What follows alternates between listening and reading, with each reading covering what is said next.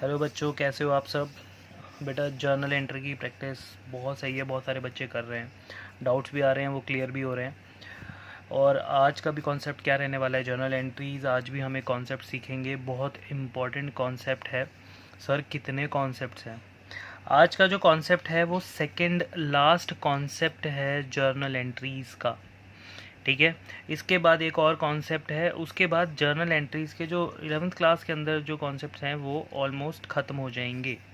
फिर आपको इन्हीं जर्नल एंट्रीज़ के अंदर एक न्यू चीज़ ऐड करवाई गई है, that is GST, goods and services tax. हम वो सीखेंगे इसके बाद।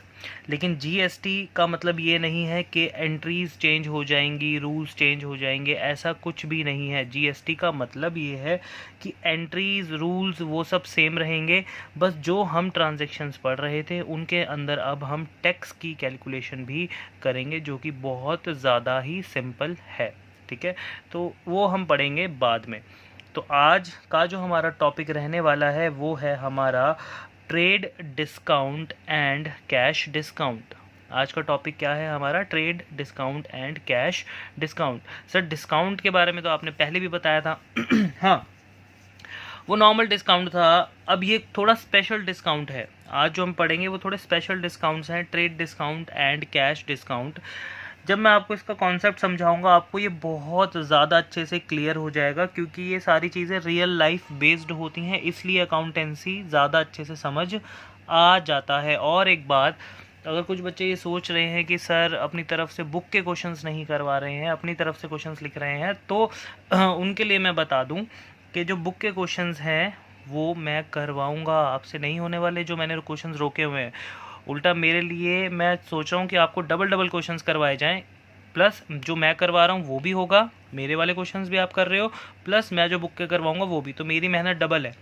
ठीक है, तो मैंने पहले ही उन बच्चों को कहा था कि बेटा जैसे मैं करवाऊंगा वैसे ही आप लोगों को पढ़ना है, आप लोग टेंशन मत लो। ठीक है, तो कुछ बच्चे उस वाले चीज़ को फॉलो कर रहे हैं और उनको बहुत अच्छे से समझ आया है। ठीक है, तो धीरे धीरे सारी चीज़ें हमारी क्लियर होती चली जाएंगी। ठीक है, तो अपना आप क्या शुरू करेंगे, कॉन्सेप्ट। चलिए, तो बेटा देखो, कुछ कॉन्सेप्ट समझा रहा हूँ मैं, बहुत ध्यान से समझना। ठीक है, अब trade discount and cash discount में होता क्या है, एक है हमारी होल सेल मार्केट, ठीक है, होल सेल शॉप्स, और एक है हमारा कस्टमर यानी कि हम। अब हुआ क्या, आप सबको पता है, अब मैं सिखाने के जा रहा हूँ ट्रेड डिस्काउंट और कैश डिस्काउंट। तो अब इसमें होता क्या है कि ट्रेड डिस्काउंट कैसे हमें मिलता है, कैश डिस्काउंट कैसे हमें मिलता है, वो मैं समझा रहा हूँ। पहले इस कॉन्सेप्ट को समझेंगे, फिर इसकी थ्योरी से पढ़ेंगे। ठीक है, तो ज़्यादा अच्छे से क्लियर होगा। अब ये कस्टमर है, ये गया होलसेल मार्केट, हम एग्जांपल ले लेते हैं चांदनी चौक। ठीक है, चांदनी चौक इंडिया में होलसेल मार्केट है, चाहे गांधीनगर भी ले लो, वो भी होलसेल मार्केट है कपड़ों की। तो ये बंदा जा रहा है चांदनी चौक, वहाँ पे ये गया। ठीक है, अब ये जो कस्टमर है ये गया होलसेल मार्केट, और इसने वहाँ पे जाके डिमांड किया कि भैया मुझे ना जीन्स चाहिए। क्या चाहिए, जीन्स चाहिए। अब ये लेने गया जीन्स, और जीन्स भी कितनी चाहिए इसको, सिर्फ एक। अब ये एक जीन्स लेने जा रहा है, और एक जीन्स की वैल्यू जो रुपीज़ इन्होंने बताया, उन्होंने कहा भैया ये लो, अगर आप एक जीन्स ले रहे हो तो एक जीन्स हमारे पास 1000 रुपये की है, जो नॉर्मल मार्केट में प्राइस चल रहा होगा। ठीक है, उन्होंने नॉर्मल प्राइस इसको बता दिया 1000 रुपये। लेकिन एक जीन्स का 1000 रुपये इन्होंने बताया, उसके ऊपर इसको कोई फ़र्क नज़र नहीं आया। उसने कहा यार अगर मैं अपने घर के आसपास भी जो मार्केट्स, अगर मैं वहाँ से भी नॉर्मल जीन्स परचेज़ करता हूँ लोकल मार्केट से, तो वहाँ पे भी मुझे इतने की पड़ेगी, 100-200 रुपये ऊपर नीचे होंगे बस। तो यहाँ पे चांदनी चौक आने का मुझे क्या फ़ायदा।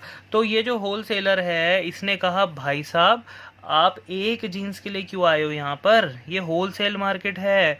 अगर आप यहाँ पर हमारे पास आकर एक जीन्स के बदले ना, एक जीन्स ना लेने के बदले आप यहाँ पे अगर 100 जीन्स लेते हो तब आपको फ़ायदा होगा। इसने कहा अच्छा कैसे। इसने कहा आपकी एक जीन्स कितने की है, इसने कहा जी 1000 रुपये। कह रहे तो 100 जीन्स कितने की होनी चाहिए 1000 रुपये के हिसाब से। इसने कहा जी 1,00,000 रुपये की होनी चाहिए। कह रहा नहीं, हमारा जो 100 जीन्स का बंडल है उसका जो प्राइस है वो हमने रखा है 80,000 रुपये।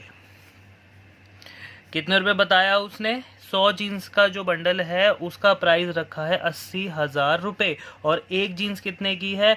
1,000 रुपये।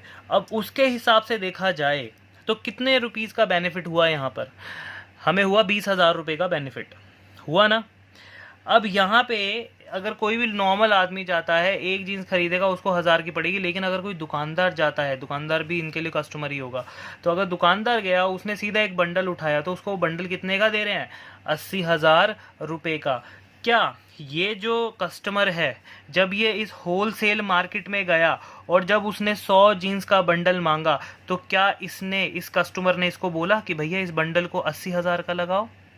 या फिर इस होलसेल मार्केट वाले ने ही ऑलरेडी 80,000 का लगा रखा था? सोचो सर, इस होलसेल वाले ने ही इस 100 जीन्स का जो प्राइस है वो 80,000 रुपये रखा हुआ था। 1 लाख रुपए ना करके इसने कितने रुपए कर रखा था? 80,000 रुपये। तो 20,000 का ऑलरेडी पहले से ही हमें डिडक्शन मिला हुआ है। तो ये 20,000 रुपये जो डिस्काउंट हमें नहीं पता, दुकानदार ने अपने हिसाब से रखा हुआ है। That is called trade discount. क्या बोलते हैं इसको? Trade discount.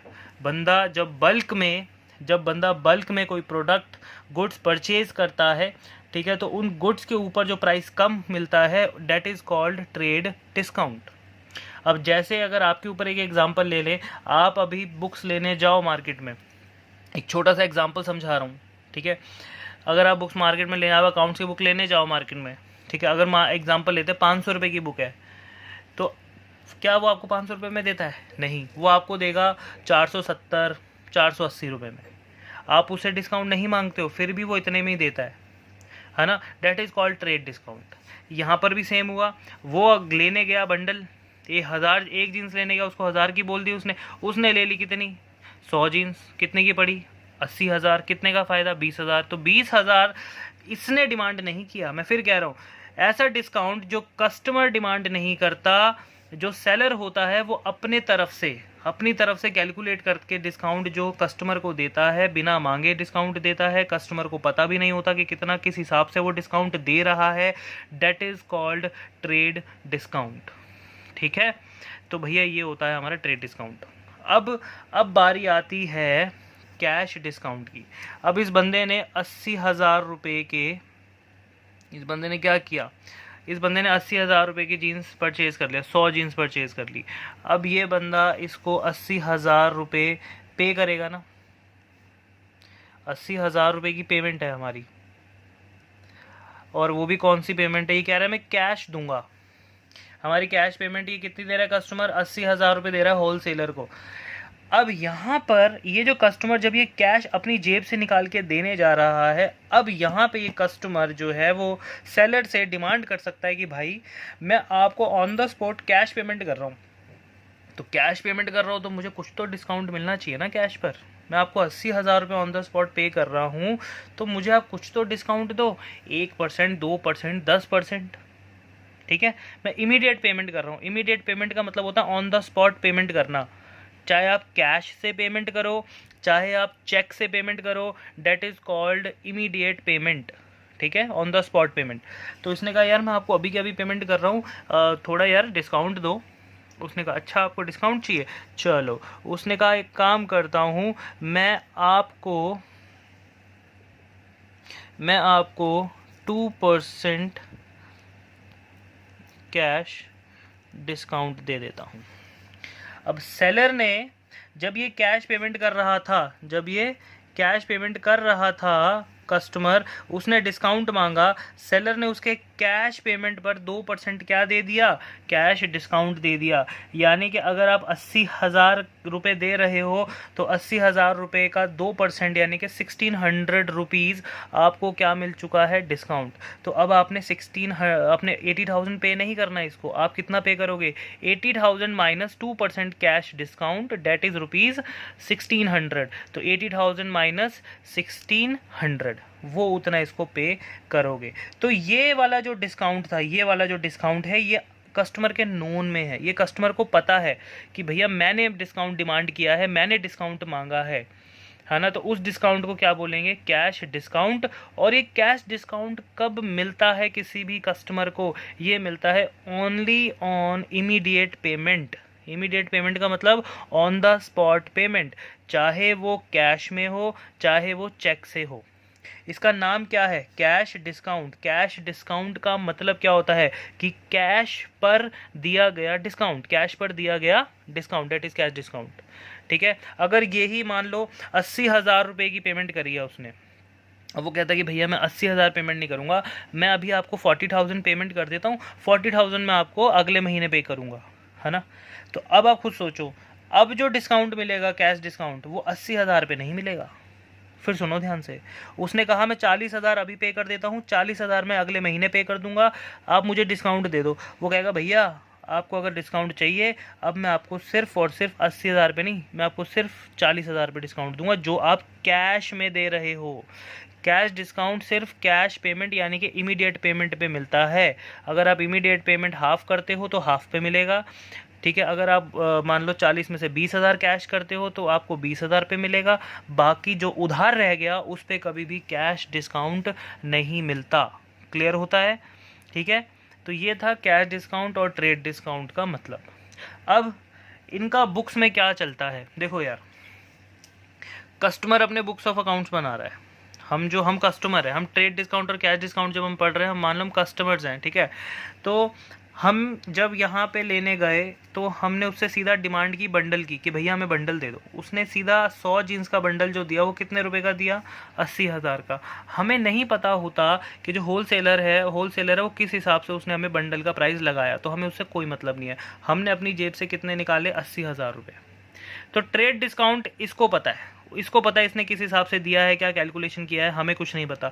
तो हम अपने बुक्स ऑफ अकाउंट्स में कभी भी ट्रेड डिस्काउंट शो नहीं करते। जो हम जर्नल एंट्रीज करते हैं उसमें कभी भी हम ट्रेड डिस्काउंट को शो नहीं करते, उसकी कोई एंट्री नहीं होती। मतलब ट्रेड डिस्काउंट डेबिट क्रेडिट नहीं होता। सर फिर क्या होता है, सिर्फ उसको हम इस अमाउंट में से, जैसे मैंने क्या कहा, इस ये मतलब मान लो आपको क्वेश्चन में तो गिवन ही होगा ट्रेड डिस्काउंट, गिवन नहीं होगा तो हमें फिर फ़ायदा है क्या कॉन्सेप्ट पढ़ने का। क्वेश्चन में जैसे बोला होगा कि 1 लाख के गुड्स थे, उसने हमें 1 लाख पे 20% ट्रेड डिस्काउंट दे दिया, तो 1 लाख का 20% निकालोगे 20,000, तो 1 लाख माइनस 20,000 कितना हुआ, 80,000। तो हम सिर्फ ये वर्किंग नोट्स में हम कैलकुलेशन कर सकते हैं ट्रेड डिस्काउंट की। जब मैं आगे करूँगा क्वेश्चन आपको और क्लियर हो जाएगा। हम सिर्फ क्या करेंगे, वर्किंग नोट्स में कैलकुलेशन करेंगे ट्रेड डिस्काउंट की। लेकिन जब हम डेबिट क्रेडिट करेंगे तो वहाँ पे ट्रेड डिस्काउंट नहीं आएगा, वहाँ पे सीधा अमाउंट क्या आएगा, डिडक्ट होकर सीधा 80,000 से एंट्री हम करेंगे, क्योंकि हमें पता ही नहीं इसने किस बेसिस पे हमें डिस्काउंट दिया होता है। ठीक है। अब उसके बाद हम जेब में कितने रुपए रख के गए थे, 80,000।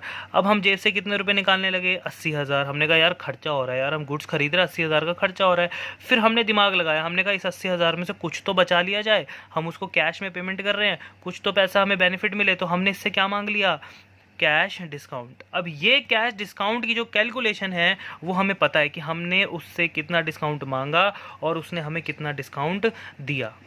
ठीक है। तो अब ये 80,000 रुपये जो आपके खर्च होने जा रहे थे गुड्स परचेज करने पे, उसके ऊपर आप जितना डिस्काउंट ले लोगे वो आपका बेनिफिट है, और वो आपको पता है कि आप कितना डिस्काउंट उससे ले रहे हो, डेट इज़ कैश डिस्काउंट। तो इसकी नॉलेज हमें होती है, इसलिए हम कैश डिस्काउंट को बुक्स में शो करते हैं, मतलब डेबिट और क्रेडिट करते हैं। और ये डिस्काउंट मैं आपको पहले भी समझा चुका हूँ। डिस्काउंट अगर अलाउ करते हैं तो वो डेबिट होता है, लॉस। डिस्काउंट अगर रिसीव करते हैं तो वो क्रेडिट होता है, क्योंकि वो इनकम बढ़ जाती है। ठीक है। तो ये था हमारा trade discount and cash discount. अब हम इसकी क्या पढ़ेंगे बुक में से, थ्योरी। ठीक है। चलिए बेटे, ये difference among trade discount, rebate को इग्नोर करेंगे। अभी हम क्या पढ़ रहे हैं, difference among trade discount and cash discount. तो ये बीच वाला पार्ट आपको इग्नोर करना है। तो जब भी इसका डिफ्रेंशिएशन इंपॉर्टेंट है, एग्जाम में आता है डिफ्रेंशिएट करने के लिए, तो काफ़ी इंपॉर्टेंट है ये डिफ्रेंशिएशन। तो डिफ्रेंशिएशन आपको बेसिस बताए गए हैं कि किस किस बेस पे आप इन दोनों को डिफ्रेंशिएट कर रहे हो, तो ये भी इंपॉर्टेंट होता है लिखना। सबसे पहला बेस है नेचर, कि दोनों का नेचर कैसा है, ट्रेड डिस्काउंट का और कैश डिस्काउंट का। तो it is allowed on sale और purchase of certain quantity. Obviously मैंने पीछे बताया आपको कि ट्रेड डिस्काउंट जो होता है वो आप 100 जीन्स परचेज करने गए थे तब आपको मिला था, है ना। तो आप तो खरीदने गए थे, सामने वाला बेचने गया था, है ना। तो ट्रेड डिस्काउंट जो होता है वो सेल या परचेज करते हैं हम कोई सर्टेन क्वांटिटी, तब हमें मिलता है। लेकिन जो कैश डिस्काउंट है वो allowed on payment being made on और बिफोर द सर्टेन डेट। कह रही जो कैश डिस्काउंट है ये हमें मिलता है जब हम पेमेंट करते हैं। पेमेंट कब करनी है, या तो इमीडिएट उसी वक्त कर दो, या फिर हमें सेलर ने कोई डेट दी हो, जैसे भाई अब हम तो आज कर रहे हैं, सेलर कह रहा है नहीं भाई परसों दे देना, वो सेलर की मर्जी ना, है ना। तो जिस डेट पे हमें पेमेंट बोलेगा या हम इमीडिएट पेमेंट करेंगे, उस पेमेंट के ऊपर जो हमें डिस्काउंट मिलेगा that is cash discount. Clear है। कुछ बच्चों के दिमाग में और भी चीज़ें आती है कि सर वो ऐसा क्यों बोलेगा। अरे भैया कुछ ना कुछ केसेस ऐसे हो जाते हैं जिससे कि सेलर भी जो होता है वो इमीडिएट पेमेंट कई बार नहीं लेता, आगे पीछे कर देता है। डेट इज़ बिजनेस, हो सकता है, ऐसा नहीं है कि ये इम्पॉसिबल है। ठीक है। तो उन हर एक, हम जब किसी भी चीज़ को थियोरेटिकली पढ़ते हैं तो हम उसके बारे में सब कुछ, जितनी भी एंटायर चीज़ें होती हैं हम उसके हिसाब से क्वेश्चन मतलब वो थ्योरीज पढ़ते हैं। ठीक है। तो उसमें पॉसिबिलिटी है। तो कह रहे हैं nature of transaction. Nature of transaction क्या है, ट्रेड डिस्काउंट का नेचर ऑफ ट्रांजेक्शन क्या है। It is allowed on both cash and credit sales और परचेजेस। ट्रेड डिस्काउंट जो होता है वो दोनों पे मिलता है, दोनों पे मतलब cash and credit sale and purchases. आप 100 जीन्स अगर खरीदने जाओगे बंडल, तो वो आप चाहे उसको 80,000 रुपये कैश दो, 80,000 रुपये उसको 1 महीने बाद दो या 10 दिन बाद दो, भैया ट्रेड डिस्काउंट तो आपको मिल चुका है। तो वो ये कहना चाहता है कि ट्रेड डिस्काउंट जो होता है वो कैश और क्रेडिट दोनों सेल परचेजेस पे होता ही है। लेकिन कैश डिस्काउंट के साथ ऐसा नहीं होता। It is allowed only on payment. ये सिर्फ आप इमीडिएट पेमेंट करोगे तभी आपको मिलेगा। ठीक है। नेक्स्ट, तो नेक्स्ट में क्या रहा है, रिकॉर्डिंग।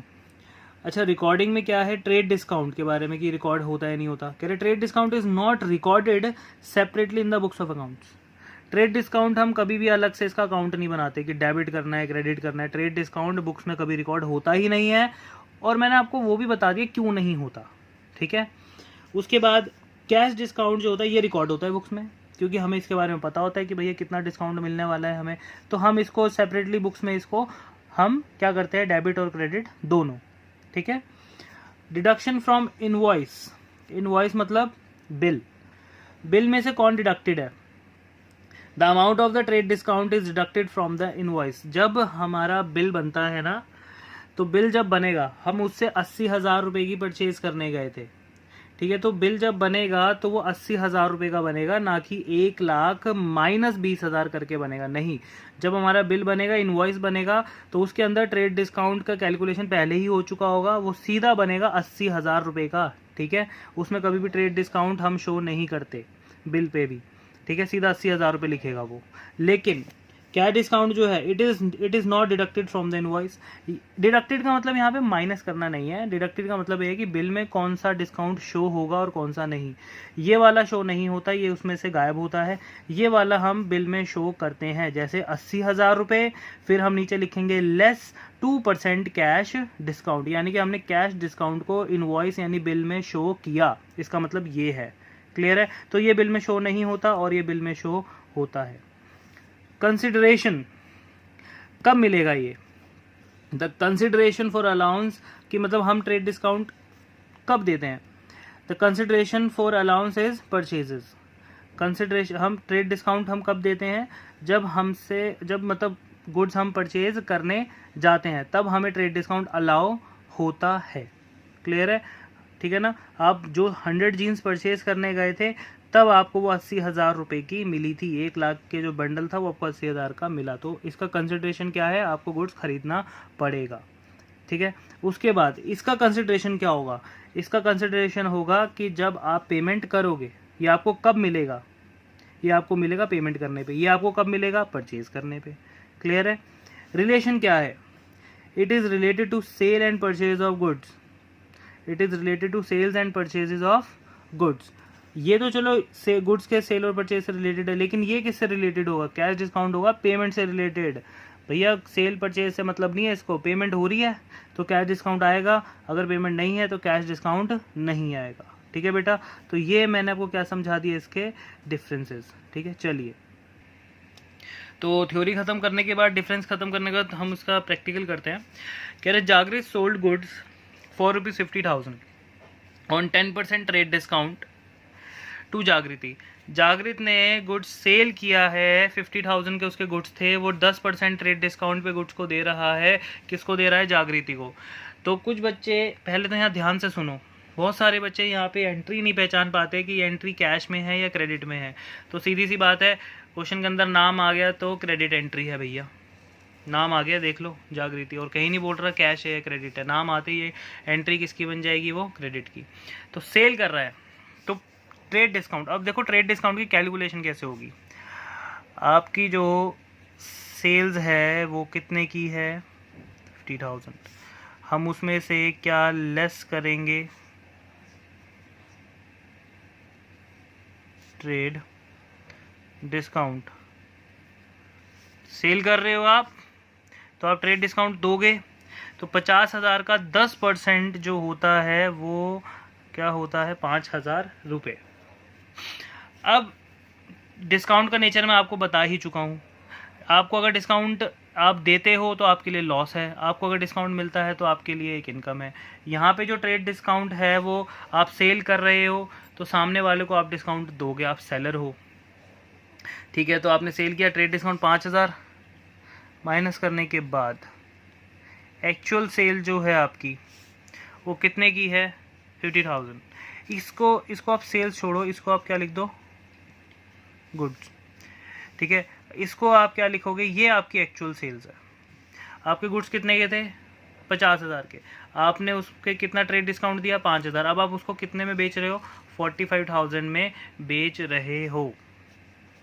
तो अब यहाँ पे इसकी जब मैं जर्नल करूँगा तो जर्नल ध्यान से देखना। जागृति को आप गुड्स बेच रहे हो तो आप पैसे तो ले नहीं रहे, तो पैसे आज नहीं लोगे, फ्यूचर में तो लोगे। और जिस पर्सन से हमें पैसा लेना होता है वो होता है हमारे लिए डेटर। तो जागृति हमारे लिए बन गई डेटर, तो जागृतिज अकाउंट हम कर देंगे डेबिट, क्योंकि एसेट हमारी क्या हो रही है यहाँ पे? इंक्रीज। 2, ट्रेड डिस्काउंट को शो नहीं करते, बस इतना ही इसका वर्किंग नोट बनाते हैं, छोटा सा कैलकुलेशन करते हैं और उसके बाद सीधा क्रेडिट में लिख देते हैं to sales account.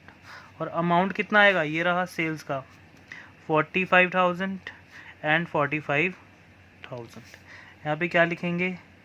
Being goods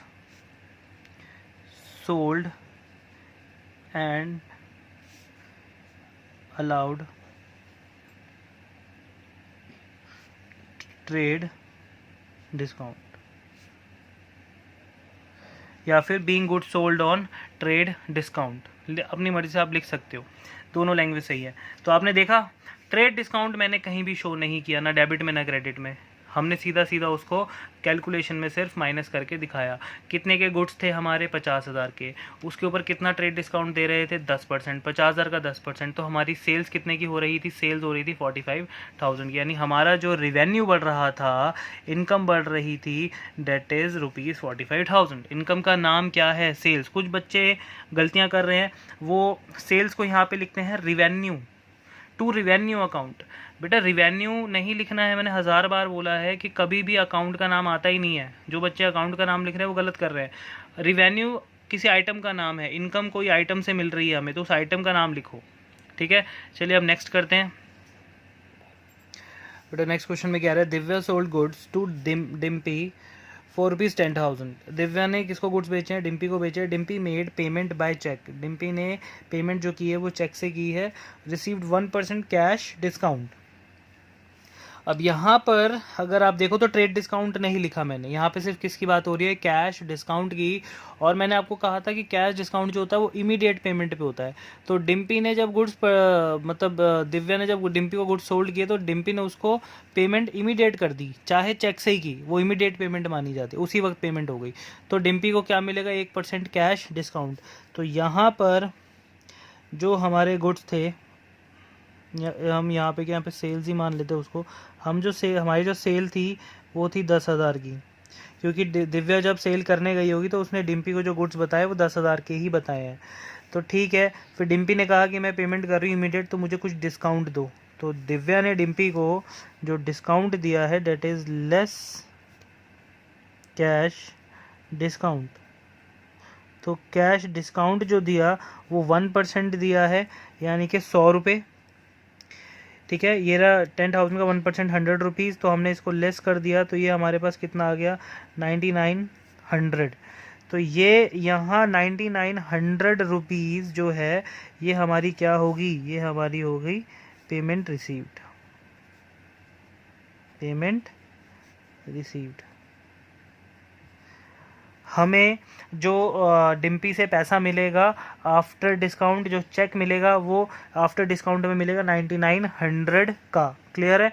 तो आपको समझ आ गया कि यहाँ पे जो ऊपर देखो, ऊपर वाली एंट्री में जो ट्रेड डिस्काउंट था, सबसे पहले गुड्स थे हमारे पास, हमने उस गुड्स पे फिर ट्रेड डिस्काउंट लेस किया। अब हम कस्टमर को सेल करने जा रहे हैं 45।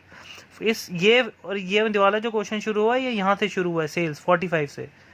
यहाँ पे सेल कितने की थी 10,000। फिर इस सेल के ऊपर हमने डिम्पी को क्या दिया है, कैश डिस्काउंट, क्योंकि वो कैश में हमें पेमेंट कर रही थी। क्लियर है?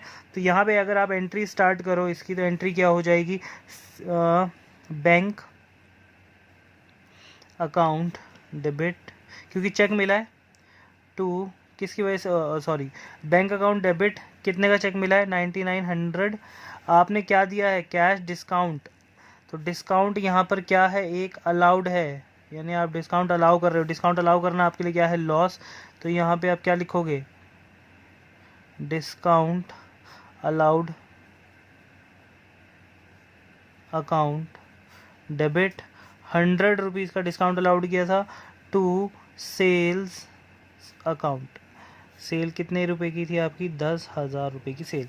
10,000 रुपये की सेल, 9900 रुपीज़ मिला, उसमें से 100 रुपये हमें क्या हुआ, नुकसान, यानी कि loss. Discount allowed that is expenses हमारी बढ़ गई। ठीक है, इसका बीइंग क्या लिखोगे, being goods sold on cash discount. खत्म। चलिए नेक्स्ट। तो नेक्स्ट में देखो, कह रहा Anchal sold goods to Riya. Anchal ने रिया को गुड्स सोल्ड किया है 50,000 रुपये का। अलाउड हर 5% ट्रेड डिस्काउंट। आंचल ने रिया को गुड्स सोल्ड किया 50,000 का, तो वो उसको 5% ट्रेड डिस्काउंट दे रही है। ठीक है, और 5% कैश डिस्काउंट भी दे रही है। तो अब देखते पेमेंट कितनी हो रही है, पेमेंट रिसीव्ड इन कैश। हमें जो रिया से, यानी आंचल को जो रिया से पेमेंट मिली है वो कैश में मिल गई है, इसलिए उसने कैश डिस्काउंट दे दिया है 5%। इस क्वेश्चन के अंदर ट्रेड डिस्काउंट और कैश डिस्काउंट दोनों एक साथ आ गए हैं। ठीक है, ऐसे ही क्वेश्चन आपको एग्जाम में मिलेंगे, ट्रेड डिस्काउंट और कैश डिस्काउंट के एक साथ आते हैं।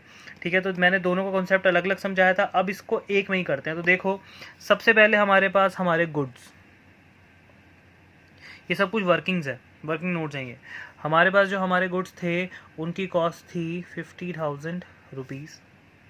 फिर उसके बाद हमने उसमें से सबसे पहले क्या लेस करते हैं, ट्रेड डिस्काउंट। कुछ बच्चे इसी कन्फ्यूजन में रहते हैं कि सर पहले ट्रेड डिस्काउंट लेस होगा या कैश। तो बेटा सीधी सी बात है, कैश डिस्काउंट तो कैश मिलने पे होगा ना, और कैश कब मिलेगा, जब आप उसको गुड्स बेचोगे, और जब आप गुड्स बेचोगे तभी आप उसको क्या दे रहे होगे, ट्रेड डिस्काउंट। तो पहले कौन सा डिस्काउंट आता है, ट्रेड डिस्काउंट। तो यहाँ पे आपको 5% ट्रेड डिस्काउंट मिल रहा है, तो 50,000 का 5% कितना हुआ, 2500 रुपीज़। ठीक है, तो यहाँ पे जब आप उसको सेल करने जा रहे हो, वो करने जा रहे हो 47,500, ये है आपकी सेल्स। समझ आती है बात? अब ये सेल आपने उसको कर रहे हो और वो आपको कैश में पेमेंट कर रही है, तो अगर कैश में जो भी पेमेंट हो रही है उसके ऊपर आप क्या दे रहे हो, 5% कैश डिस्काउंट। तो अब सेल्स के बाद हम क्या लेस करते हैं, कैश डिस्काउंट। तो ये हमारा जो है कैश डिस्काउंट 5% इसका निकालेंगे, तो ये आएगा कितना, 2375। ठीक है बेटा, तो ये आ गया हमारा कैश डिस्काउंट। फिर कैश डिस्काउंट माइनस करने के बाद आप इसमें से माइनस करेंगे तो ये कितना आ रहा है हमारा, देखिए 47,500। तो ये हमें जो लास्ट में जो पेमेंट मिलनी है कैश डिस्काउंट के बाद, जो कैश में हमें पेमेंट मिली है वो ये है 45,125 रुपीज़, पेमेंट रिसीव्ड। क्लियर है? गुड्स थे 50,000 के, ट्रेड डिस्काउंट माइनस किया फिर कितने बेच रहे हैं 47,500, फिर ये हमें कैश में पेमेंट मिल रही है इसकी सारी, फिर हमने इसके ऊपर 5% क्या दिया है, कैश डिस्काउंट। कैश डिस्काउंट देने के बाद जो हमें पेमेंट मिल रही है वो मिल रही है 45,125। अब इसकी जर्नल एंट्री क्या होगी देखिए। ट्रेड डिस्काउंट तो हम शो नहीं करते, तो सीधा यहाँ से सेल से एंट्री शुरू करते हैं। तो सबसे पहले हमें जो पेमेंट मिल रही है तो कैश में ही मिल रही है, तो आप करेंगे कैश अकाउंट डेबिट। आप डिस्काउंट दे रहे हो तो यहाँ पे आप लिखोगे discount allowed account debit. Cash आपको कितना मिल रहा है, ये रहा 45,125। आप उसको डिस्काउंट कितना दे रहे हो 2,375 टू पेमेंट टू। आप ये सारा पैसा जो आपको मिल रहा है ये किसके ऊपर मिल रहा है, टू सेल्स अकाउंट। और सेल्स कितने की है हमारे पास 47,500 रुपीज़ की। तो यहाँ पे आप बीइंग जो लिखेंगे, being goods sold on trade discount, short forms use नहीं करने आपने, एंड ऑन कैश डिस्काउंट, ख़त्म। ठीक है। तो बेटा अपना नेक्स्ट क्वेश्चन देखिए। नेक्स्ट क्वेश्चन में क्या कह रहा है, Riddhi sold goods to Tanya for ₹10,000 at the rate 10% trade discount, half of the payment received by cheque. अब यहाँ पे ध्यान दीजिए, लास्ट में लिखा है कि half of the payment received by cheque. वो कह रहा है कि आधी पेमेंट जो है वो हमने चेक से रिसीव की है और रेस्ट हाफ कहाँ गई। तो कुछ बच्चे यहाँ पे माइंड लगाते हैं कि सर रेस्ट हाफ जो होगी वो उसने कैश में दिया होगा। नहीं, ऐसा कुछ नहीं है। Half of the payment received by cheque, इसका मतलब है जो रेस्ट हाफ है वो नहीं पे की गई। ये मानेंगे, ये रूल होता है कि अगर हाफ पेमेंट चेक से है और हाफ पेमेंट के बारे में और जो दूसरी हाफ है उसके बारे में अगर कुछ नहीं बोला तो वो हमेशा हम क्या मानेंगे कि अभी तक वो आधी पेमेंट नहीं हुई है, वो उधार है। तो रिद्धि ने अगर गुड सोल्ड किया है तान्या को, तो तान्या ने बस उसको टोटल पेमेंट का अभी हाफ पेमेंट किया है, बाकी क्या है क्रेडिट पे। तो इसका अगर हम वर्किंग नोट देखें तो हमारे पास गुड्स थे, गुड्स कितने के थे हमारे पास गुड्स थे 10,000 रुपीज़ के। फिर उसके बाद हमने उस गुड्स में से क्या लेस किया, हमने लेस किया ट्रेड डिस्काउंट। हमने क्या लेस किया बेटा, ट्रेड डिस्काउंट 10% यानी कि 1,000 रुपीज़। तो हमारे पास जो सेल आई वो कितने की आई, 9,000 रुपये की हमारी सेल्स हुई। अब जिस पे कोई कैश डिस्काउंट नहीं दिया क्वेश्चन में, लेकिन हाफ ऑफ कर देते हैं, 4,500 कह रहे half of which received by check.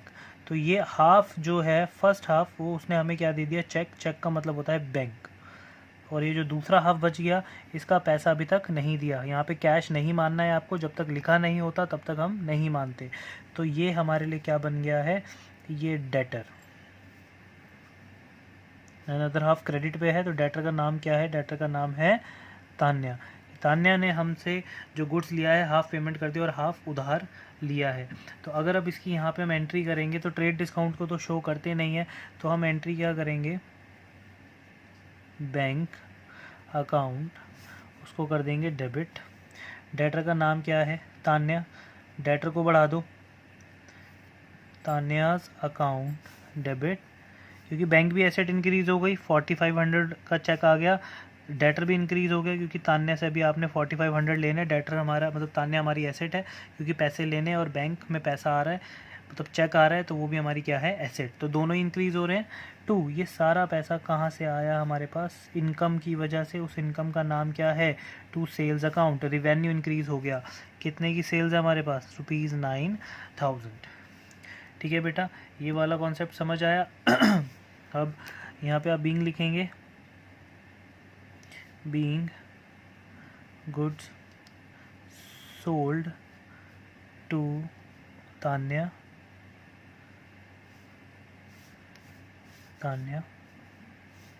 And cheque received. Being goods sold to Tanya and cheque received. ठीक है, चलिए नेक्स्ट।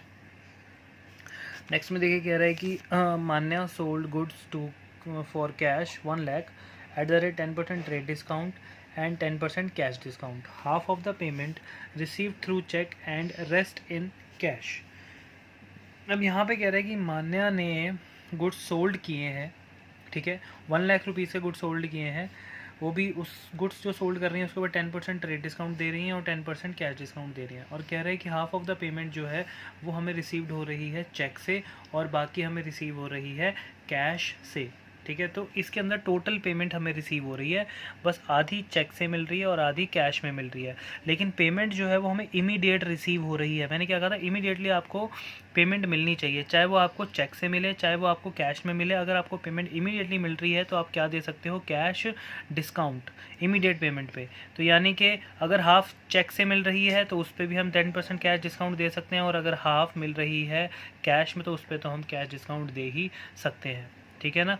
तो यहाँ पर अगर मैं चलूँ तो मेरे पास जो गुड्स थे, जो मेरे गुड्स हैं वो कितने रुपए के हैं, 1 लाख रुपए के मेरे गुड्स हैं, जिसमें से मैं लेस करूँगा अपना क्या, ट्रेड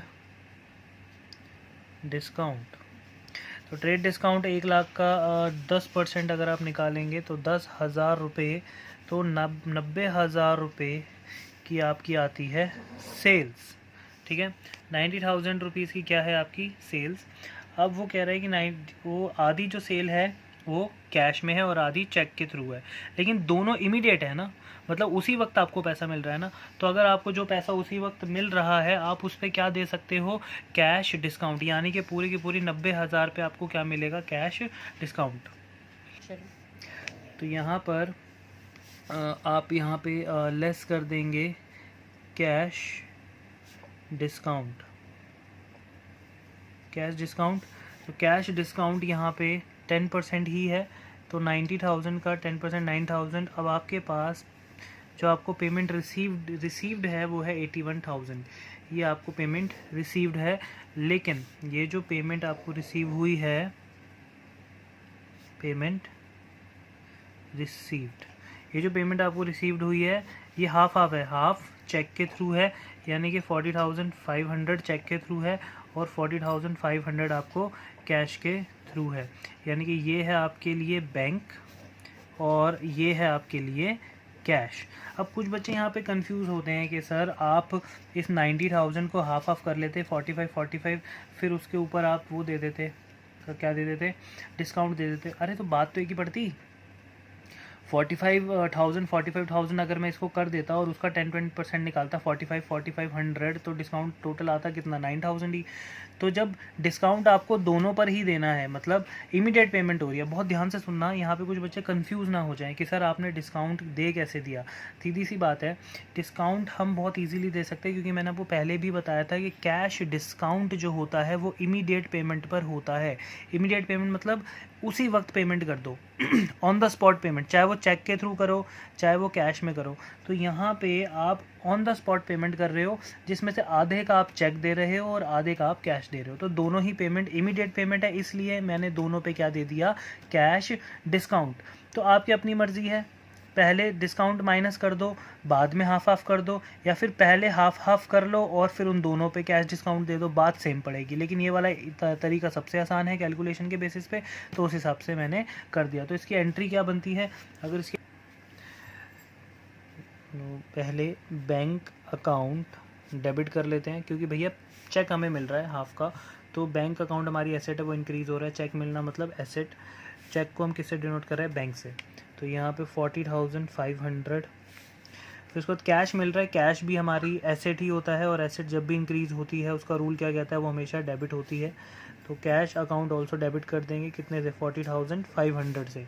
अब ये जो पैसा हमारे पास आया है ये आया है सेल्स की वजह से, लेकिन उससे पहले हमने यहाँ पे 2 डिस्काउंट दिए, एक ट्रेड और एक कैश। तो कौन सा डिस्काउंट दोनों में से शो होता है, कैश डिस्काउंट जो होता है वो अकाउंट्स में शो किया जाता है। तो डिस्काउंट देना हमारे लिए एक लॉस है, तो हम यहाँ पे डिस्काउंट दे रहे हैं, इसलिए यहाँ पे क्या आएगा, डिस्काउंट अलाउड अकाउंट डेबिट। कितने का डिस्काउंट दे रहे हैं हम, 9,000 रुपीज़ का। और ये सारा पैसा जो हमारे पास आ रहा है वो आ रहा है इनकम की वजह से, और इनकम का नाम क्या है, टू सेल्स अकाउंट। तो हमारे पास देखो सेल कितने की हमने यहाँ पे निकाली हुई है, 90,000। तो यहाँ पे सेल बढ़ा दो, रिवेन्यू बढ़ा दो, रिवेन्यू कितने से बढ़ गया हमारा, 90,000 रुपीज़ से। ठीक है बेटा, तो यहाँ पे आप लिख सकते हो being goods sold, being goods sold half of which is in cash and rest by check। ठीक है, being goods sold half of which is in cash and rest by check। ठीक है बेटा, तो ये था हमारा ट्रेड डिस्काउंट का कॉन्सेप्ट। अभी ख़त्म तो नहीं होता है, ठीक है। अभी जो आपको नेक्स्ट लेक्चर में दूंगा उसमें दोबारा से आपको ट्रेड डिस्काउंट के ऊपर और क्वेश्चंस आगे मैं करवाऊंगा। ठीक है बेटा, टिल देन बाय बाय।